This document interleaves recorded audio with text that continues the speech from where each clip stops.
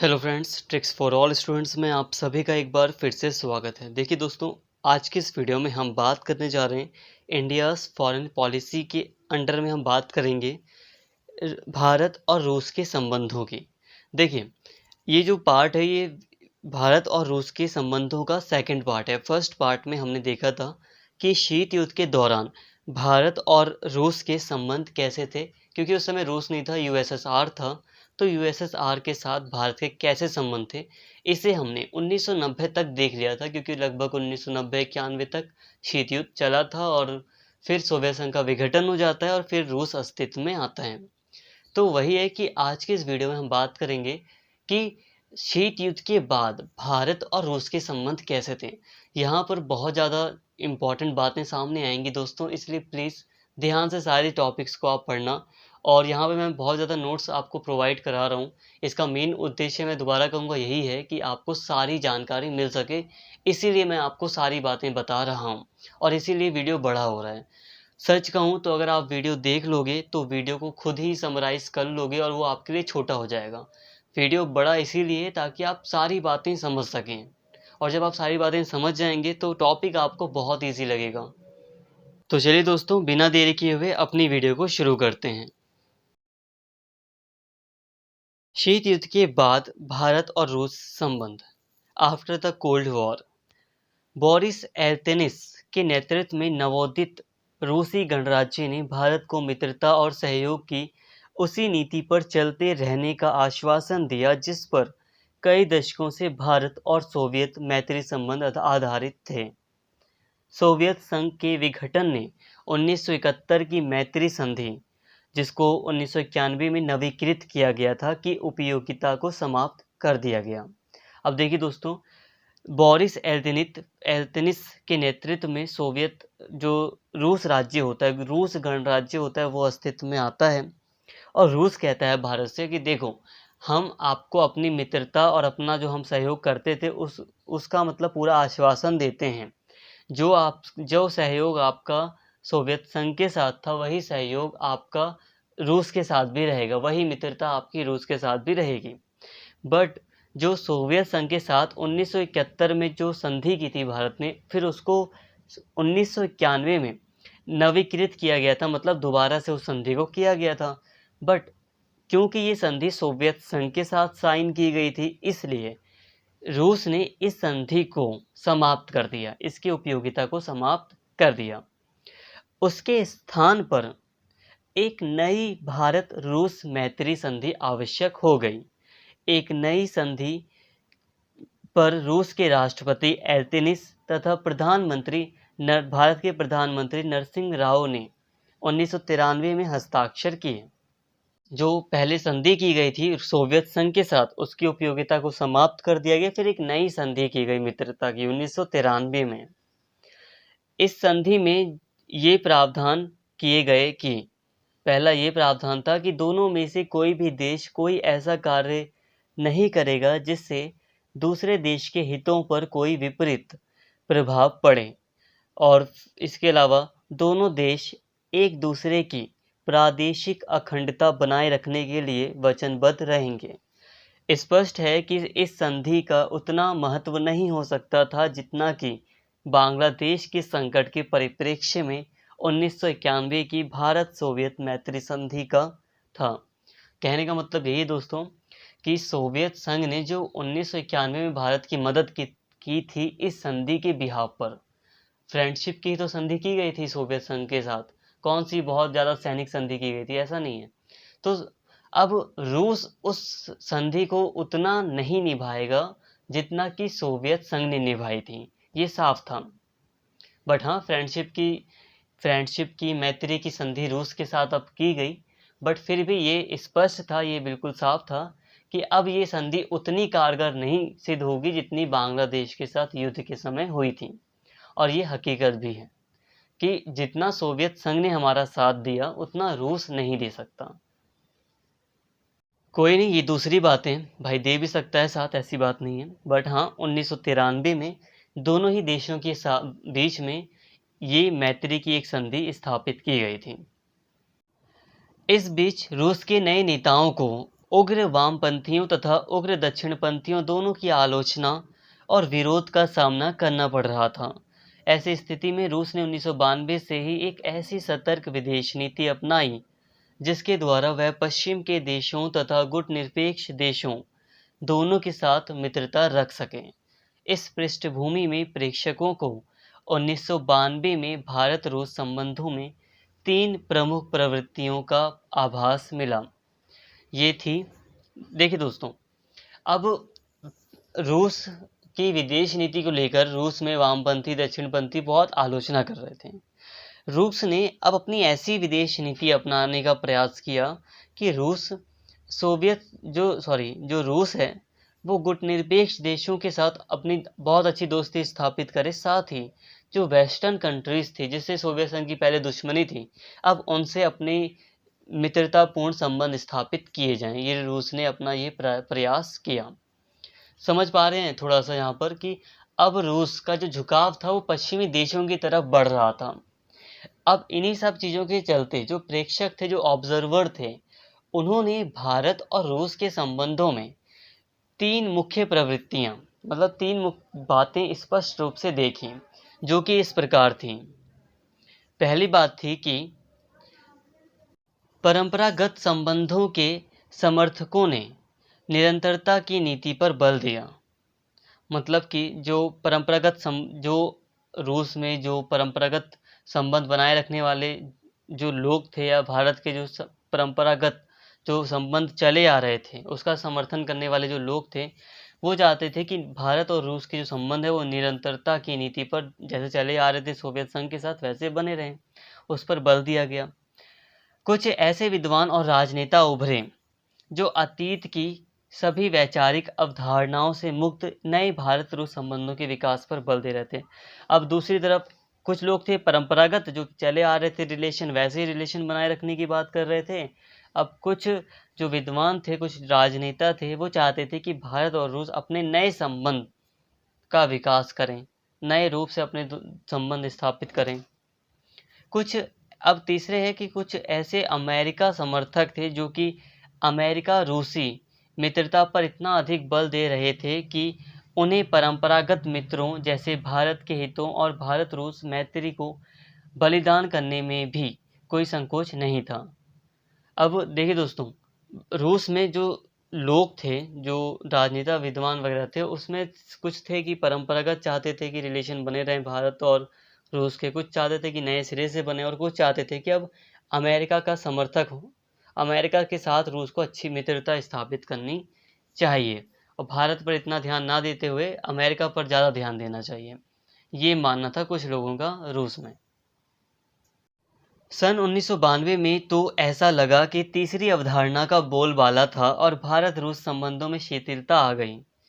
मतलब कुछ समय ऐसा लगा कि रूस अमेरिका के साथ बहुत ज़्यादा बढ़ रहा है, रूस अमेरिका से मित्रता बढ़ा रहा है, बट मित्रता बढ़ाने के साथ ही वो भारत को नज़रअंदाज कर रहा है, कुछ ऐसा प्रतीत हो रहा था। लेकिन 1993 में राष्ट्रपति बोरिस एल्त्सिन की भारत यात्रा तथा 1994 में नरसिम्हा राव की सोवियत यात्रा ने पुनः पारंपरिक मित्रता की संभावना को उजागर कर दिया। रूसी राष्ट्रपति द्वारा कश्मीर के प्रश्न पर भारतीय पक्ष का पूर्ण समर्थन तथा पाकिस्तान को सैन्य सहायता देने से साफ इनकार करने से ऐसा प्रतीत हुआ कि द्विपक्षीय संबंधों में कोई मतभेद था ही नहीं। देखिए दोस्तों, ऐसा प्रतीत हो रहा था जब रूस नया नया बना रूस, तो ऐसा प्रतीत हो रहा था कि अब रूस के साथ भारत के उतने अच्छे संबंध स्थापित नहीं हो पाएंगे जैसे सोवियत संघ के साथ थे। इसका कारण रूस ही था, क्योंकि अब रूस रूस नए देश के रूप में सामने आया, तो रूस का जो झुकाव था वो पश्चिमी देशों की तरफ बढ़ रहा था। ऐसे में पश्चिमी देशों की तरफ झुकाव बढ़ते समय वो भारत को नज़रअंदाज कर रहा था। बट फिर धीरे धीरे रूस को भी समझ में आया कि भारत हमारे लिए ज़रूरी है और भारत जैसे जो हमारे पुराने दोस्त हैं उसको हम छोड़ नहीं सकते हैं, उनको छोड़ा नहीं जा सकता है। इसी कारण से फिर रूस ने सकारात्मक भूमिका निभाई और फिर ऐसा लगा कि भारत और रूस के संबंध तो खराब थे ही नहीं। इससे पहले फरवरी 1993-94 से पहले फरवरी 1992 में प्रावदा एक प्राप्त एक न्यूज़पेपर या मैगजीन समझ लो, इसमें प्रकाशित एक लेख में राजनीतिक प्रेक्षक ओवचिन्निकोव ने चेतावनी दी थी कि पश्चिमी देशों के निकट आने की चिंता में रूस को भारत जैसे अपने मित्रों को भुला नहीं देना चाहिए। उसे ये धारणा नहीं बनने देनी चाहिए कि भारत को दूसरा स्थान दे दिया गया था। तो रूस में ऐसे कई सारे विद्वान थे जो इस चीज़ की मतलब आलोचना कर रहे थे कि रूस को भारत को दूसरा स्थान नहीं देना चाहिए, बल्कि रूस को भारत को पहले जैसा अपना मित्र बनाए रखना चाहिए। एक तरह से चेतावनी दी जा रही थी रूस को, उसी के कुछ विद्वानों के द्वारा।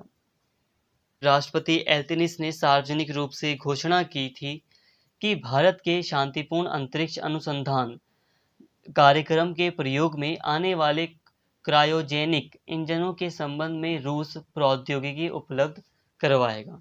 अब जो अंतरिक्ष से संबंधित जो रिसर्च होती है, स्पेस से संबंधित, उसमें रूस ने सहायता देने की यानी कि टेक्नोलॉजी प्रदान करने की बात कही थी। लेकिन बहुत ही जल्दी अमेरिका के दबाव में रूस अपने इस आश्वासन से पीछे हट गया।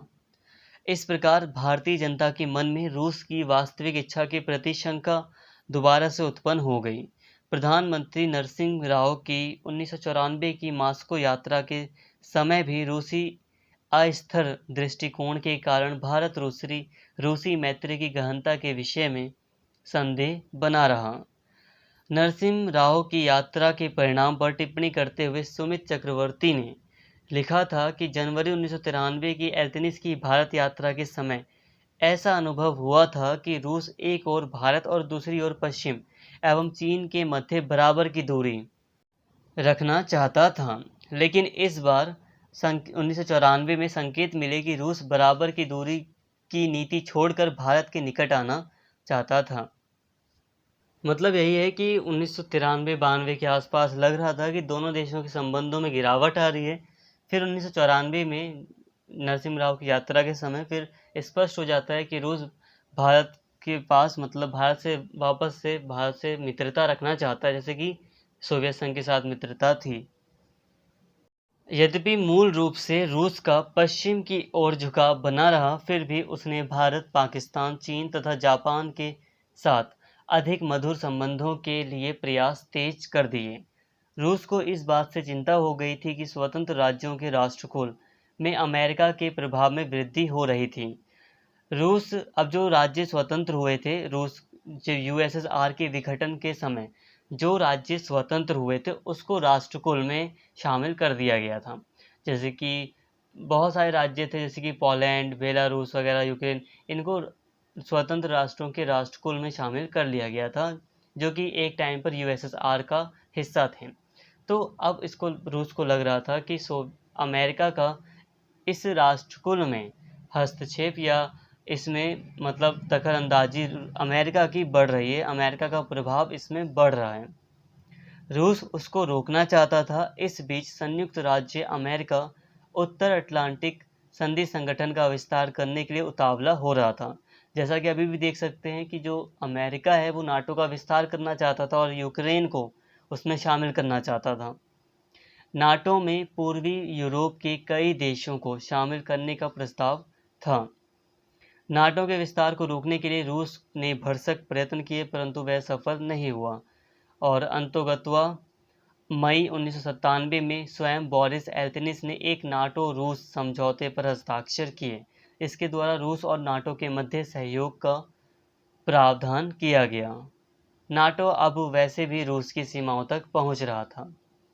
तो फ्रेंड्स, वही फिर से बात है कि रूस का पश्चिमी देशों की तरफ झुकाव हो रहा था, बट फिर रूस को जब लगा कि नाटो ज़्यादा शक्तिशाली हो रहा है और रूस की बाउंड्री तक आ रहा है, तो उसने जो पड़ोसी देश थे, जैसे कि आसपास के चीन, भारत, जो उसके आसपास के देश थे, पाकिस्तान, जापान, तो इनसे मित्रता बढ़ाने के प्रयास रूस ने किए।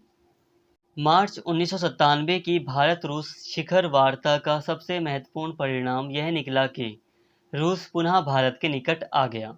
इससे पहले उसने यह अनुभव किया था कि उसके साथ पश्चिमी शक्तियों ने धोखा किया था, क्योंकि ना तो रूस को 7 के समूह जो G7 था उस समय की पूर्ण सदस्यता प्राप्त हुई और ना ही कुछ दिन पूर्व हेलेंस्की में नाटो के विस्तार की को रोकने के लिए अमेरिकी राष्ट्रपति बिल क्लिंटन को सहमत किया जा सका।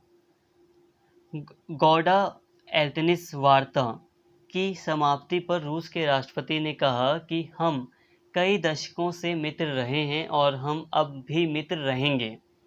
एल्तनिस ने घोषणा की कि दक्षिण एशिया क्षेत्र में भारत स्थायित्व प्रदान करने वाली शक्ति है। रूस के संचार माध्यमों के अनुसार उस देश की विदेश नीति निश्चय ही पूर्व दिशा की ओर मुड़ी है। तो फ्रेंड्स, अब रूस को ये एहसास हुआ कि अमेरिका ने या पश्चिमी देशों ने उसके साथ धोखा किया है। उससे जो वादे किए गए थे कि जब सोवियत संघ विखंडित होगा या जब सोवियत संघ में पूंजीवादी प्रसार होगा तो उससे रूस को बहुत फ़ायदा होगा, तो ऐसा कुछ खास रूस को नहीं मिला। तो रूस को एहसास हुआ कि पश्चिमी देशों ने उसके साथ धोखा किया है और फिर पश्चिमी देशों ने उसे अपने साथ अपने साथ बहुत ज़्यादा अहमियत नहीं दी। तब रूस को समझ में आया तो उसने फिर से भारत जैसे देशों को अपनी ओर आकर्षित किया और भारत जैसे देशों के साथ फिर से उसने मित्रता करनी चाहिए पूरी तरह। और जब यहाँ पे एक शिखर वार्ता होती है तो इसमें ये चीज़ साफ तौर पर दिखाई देती है 1997 में। रूसी राष्ट्रपति ने एक टीवी भेंट वार्ता में कहा था कि मेरी याददाश्त में क्लिंटन के साथ हेलेंस्की की शिखर भेंट सबसे अधिक कठिन सिद्ध हुई थी। इस पृष्ठभूमि में भारत के प्रधानमंत्री के साथ रूस के नेताओं की वार्ता कहीं अधिक सुखद रही। अब देखिए दोस्तों, यहाँ पर साफ तौर पर वहाँ के जो नेता थे एल्तनिस, वो साफ साफ कहते हैं रूसी राष्ट्रपति की, देखियो जहाँ तक मुझे याद है तो अमेरिका के राष्ट्रपति के साथ जो वार्ता हुई थी हेलेंस्की में, जो बातचीत हुई थी उनसे, वो बहुत कठिन हुई थी, बहुत मुश्किल से हो पाई थी। बट दूसरी तरफ जो भारत के प्रधानमंत्री हैं उनके साथ रूसी नेताओं की बातचीत बहुत आसानी तरीके से हो सकी। तो इससे साफ तौर पर ये रूस बता रहा था कि अब रूस पश्चिमी देशों को वापस से छोड़कर उसका झुकाव भारत की तरफ है। अब भारत नहीं चाहता था कि पश्चिमी देशों के साथ भी रूस के संबंध खराब हों। भारत का बस मानना था कि रूस के साथ हमारी पहले ऐसी मित्रता बनी रहे। अब रूस ने शुरू में ये किया कि रूस भारत जैसे देशों को नज़रअंदाज करके पश्चिमी देशों की तरफ जा रहा था। रूस को ये नहीं करना चाहिए था। फिर उसको समझ में भी आ गया और फिर रूस ने वापस से भारत के साथ अपनी मित्रता बढ़ाई और पश्चिमी देशों ने जो उसके साथ धोखा किया उसको समझ में आ गया था। इसके अलावा कारगिल संघर्ष के दौरान तथा उसके बाद भी भारत और रूस की पारंपरिक मैत्री स्पष्ट रूप से दृष्टिगोचर हुई। मतलब साफ तौर पर भारत और रूस की दोस्ती दिखाई दी। इस संघर्ष के कारण भारत और रूस के मध्य विकसित हो रही रणनीतिक भागीदारी को और अधिक गति प्राप्त हुई। कारगिल संघर्ष के आरंभ से ही रूस ने खुलकर भारत का समर्थन किया तथा पाकिस्तान से जोर देकर कहा कि वह नियंत्रण रेखा के इस पार भारतीय प्रदेश में से अपने घुसपैठिए तुरंत वापस बुला लें। रूस के विदेश मंत्रालय ने 3 अलग-अलग वक्तव्यों के द्वारा कारगिल में पाकिस्तानी कार्यवाही की निंदा की तथा यह कहा कि किसी भी व्यावहारिक द्विपक्षीय वार्ता के लिए यह पहली शर्त थी कि नियंत्रण रेखा की मान्यता को बहाल किया जाए। मतलब यहाँ पर यह है कि रूस ने साफ साफ कह दिया कि पाकिस्तान अब जो घुसपैठिए पाकिस्तान ने भेजे हैं उसको वापस बुला लें। पाकिस्तान ने कहा था ये जो लोग हैं जो वहाँ पर घुसपैठिए जिन्हें भारत कह रहा है वो घुसपैठिए नहीं है बल्कि जम्मू कश्मीर के लोग हैं, ये पाकिस्तान ने कहा। बट रूस ने साफ तौर पर कह दिया कि ये पाकिस्तान के ही लोग हैं, पाकिस्तान के ही घुसपैठिए हैं और पाकिस्तान इन्हें जल्द से जल्द वापस बुला लें। और ये कहा कि द्विपक्षीय वार्ता मतलब आमने सामने अगर बात करना चाहता है पाकिस्तान भारत से तो सबसे पहले जो शर्त होती है द्विपक्षीय वार्ता की, आमने सामने बात करने की, उसकी ये कि जो नियंत्रण रेखा है उसको मान्यता दी जाए। मतलब दोनों ही सेनाएं अपने अपने क्षेत्र में हों, तो पाकिस्तान को अपनी सेनाएं वापस बुलानी चाहिए। और रूस बड़ी शक्तियों में रूस एकमात्र ऐसा देश था जिसने निसंकोच जम्मू कश्मीर को भारत का एक राज्य कहा और इस पर हुए आक्रमण की निंदा की। मतलब रूस ने साफ तौर पर जम्मू कश्मीर को भारत का राज्य कह दिया और कहा कि पाकिस्तान ने इस पर आक्रमण किया है। तो इससे भारत और रूस की जो मैत्री थी, मित्रता थी, वो और भी ज़्यादा उभर कर सामने आई। राष्ट्रपति बोरिस एल्त्सिन द्वारा अचानक 31 दिसंबर 1999 को अपने पद से त्यागपत्र देने के पश्चात प्रधानमंत्री व्लादिमीर पुतिन कार्यवाहक राष्ट्रपति बने। उनकी सरकार ने कहा कि रूस भारत और एवं चीन को अपना स्वाभाविक मित्र मानता है। नवनिर्वाचित रूसी राष्ट्रपति व्लादिमीर पुतिन तथा प्रधानमंत्री वाजपेयी की सरकारों ने आपसी संबंधों को और भी प्रगाढ़ बनाने के प्रयास जारी रखे।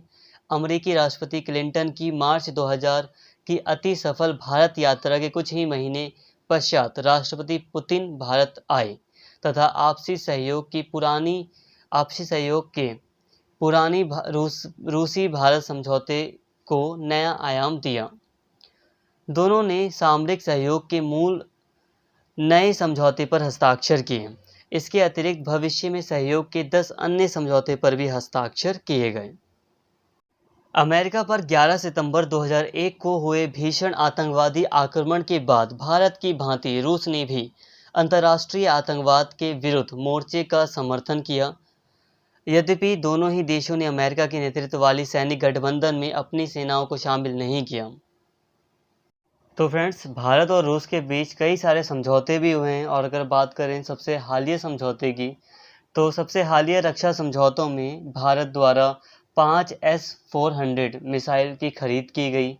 इसके अलावा कामोव हेलीकॉप्टर डील महत्वपूर्ण है और भारत को वैश्विक डिज़ाइन और विनिर्माण केंद्र में बदलने के उद्देश्य से सितंबर 2014 में शुरू की गई मेक इन इंडिया पहल को बढ़ावा देने की संभावना है।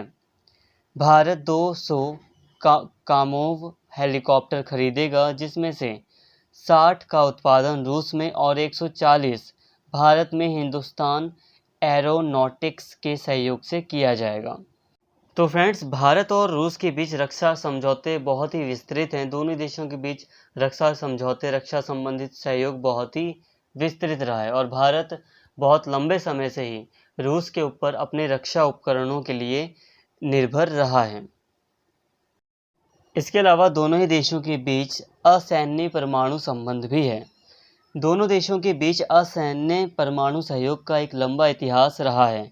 परमाणु आपूर्तिकर्ता समूह NSG की सदस्यता के लिए नई दिल्ली का समर्थन रूस करता रहा है।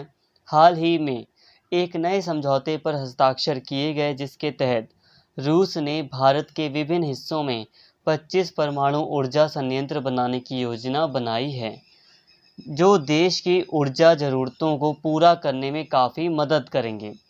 वास्तव में रूस परमाणु ईंधन और प्रौद्योगिकी की आपूर्ति करने वाला पहला देश है, जो परमाणु ऊर्जा क्षेत्र में विश्व स्तर पर भारत की स्थिति को अत्यधिक बढ़ा देगा। कजाकिस्तान और कनाडा के अलावा रूस भारत के रणनीतिक यूरेनियम रिजर्व में सबसे बड़ा योगदानकर्ता बन गया है।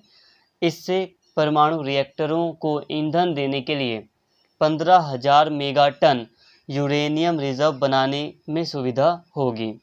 अब देखिए दोस्तों, असैन्य परमाणु सहयोग का मतलब है, संबंध का मतलब है कि जो भारत की जो परमाणु से ऊर्जा बनाने की जो योजना है भारत की, उसमें रूस का काफ़ी सहयोग रहा है। ठीक है दोस्तों, भारत की योजना रही है कि वो परमाणु ऊर्जा के द्वारा अपनी जो एनर्जी की रिक्वायरमेंट है उसको कम करें। मतलब परमाणु के द्वारा भारत अपनी ऊर्जा की ज़रूरतों को पूरा करे। इसके लिए बहुत सारी परमाणु ऊर्जा से संबंधित बहुत सारी परियोजनाएं भारत के द्वारा चलाई जा रही हैं, जो कि रूस की मदद से चलाई जा रही हैं।